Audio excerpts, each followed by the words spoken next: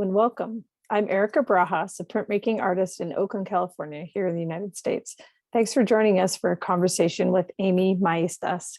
She is one of the 13 artists who participated in the eMERGE print exchange, a portfolio I organized in 2021. The full exhibition is viewable now online, and you can find it via the link in the description for this video. Amy, thanks so much for talking with me today. Let's get started. Will you introduce yourself and share a little bit about the print that you submitted to the eMERGE exchange? Yes, so my name's Amy. I'm local to Albuquerque, New Mexico, and I'm a 27-year-old part-time artist. The print that I submitted was I chose to display the term merge by creating a panther rose morph, like very reminiscent of like American traditional tattooing. I really am drawn to that type of artwork, and as soon as I saw the terms for the print exchange, immediately my head went to that. So how did you hear about the print exchange, and why did you decide to participate? I believe I actually saw the print exchange on Reddit. I think I saw it there in the printmaking groups.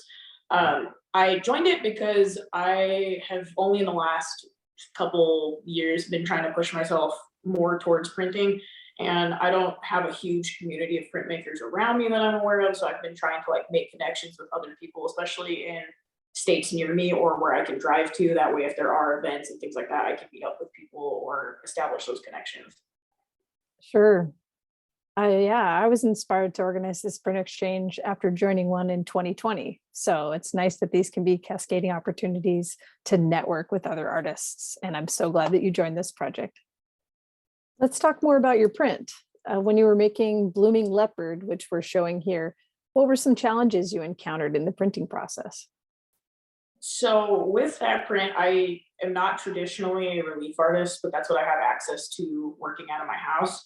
And I have only ever hand printed, so I originally carved it on traditional linoleum, and I carved it way too small, and the hand printing was not working at all.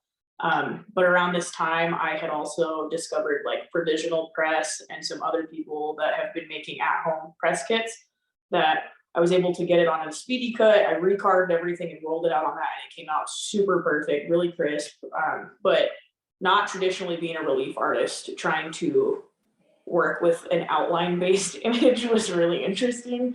My original print, I did want to put a multi-block where I put color behind it, but it was just, after carving those lines, I respect relief people. So I really liked how nice it was just the black on the white paper, so I left it alone. I could see how your experience with tattooing would come into play as you're making choices with this print.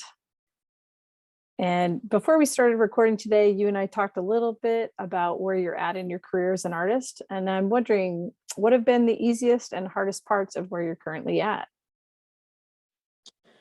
It's been really interesting trying to push myself further with my artwork, just because it's not what I do full time. My degree was in studio art with a focus in printmaking, but after managing a salon, I actually got 3 licenses in aesthetics, nails, and permanent makeup. So my main income comes from actually cosmetic tattooing, which kind of allows me to be a working artist, which is really cool. And actually this year, as of the 1st of April, I no longer work Saturdays because I have so many art markets scheduled through the summer under my business for artwork that I completely took that off, which is awesome. I've always worked Saturdays for like the last like 10 years.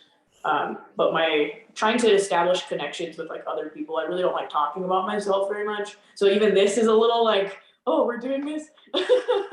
Establishing connections with other people in like different areas of the city and things like that, and trying to make like small collectives so that way I get more information has been a little challenging. But it seems like it's starting to work out in the last 6 months. I've been able to push that a lot further, which is awesome. So, Well done.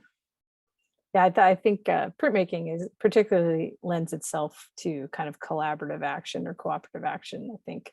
But when we're still looking for those connections, it can be tricky. So again, I'm so glad that you were a part of this project. yeah, it was super awesome to look at everybody's stuff. So. Yeah, I think of it kind of as like professional development, where especially being out of the school environment, being able to kind of learn from other people's work and find inspiration or try out new experiments. So I've really enjoyed it too. When you got your portfolio in the mail, what was your first reaction to opening it up and looking at it? I just was so speechless, honestly, and I felt like, oh my god, mine is not nearly as detailed as any of these. Oh, 'Cause they were beautiful, and there were so many different, um, like basically what you said, like it was so inspiring because there people are pulling from so many different things that I think everybody's prints were like all completely different. There were so many different methods that people were working with, and they were really cool to see. It kind of pushed me further and like, okay, I really am liking relief because I saw what other people are doing with different methods where I was like, I don't really know if that's somewhere I want to push my stuff. It really grounded me in where I'm at right now. I was like, oh, okay, I can do this, but I ended up following a bunch of people out of it, just so that I could see what they're working on, and their stuff is super inspiring. And these are people that are professional artists that eventually one day I would like to do that for a living. So getting to watch them and like saying I own something from them or I actually participated in something was super awesome as like a career beginning artist. So absolutely. That was one of my goals in this project, was to kind of connect those of us who are earlier in our careers to the greater community and just get some exposure and connection. So I'm glad to hear that you got some of that from this. You mentioned having training in lithography and now you're doing relief. Have you tried other forms of print? And do you have a favorite at this point in time? my favorite will always be like photolitho. I don't have access to a photolitho lab, but they're so much fun because my favorite thing to do is very like abstract touche washes, and being able to just like pour stuff on and flash it to the plate is super easy. But I actually got into printmaking in high school, starting with collograph, and I'm actually hoping to get a personal etching press this year. That's my goal for the end of the year, so that I can get back into that, just because I don't have the right press to. I have a tabletop, and I actually do live printing with relief with like a tortilla press, and it works really well, and it's portable, but it's not enough pressure to get anything out of like dry point. So hopefully, I can start getting more towards that. I'm trying to get interested in more intaglio processes, but litho is always going to be my first love.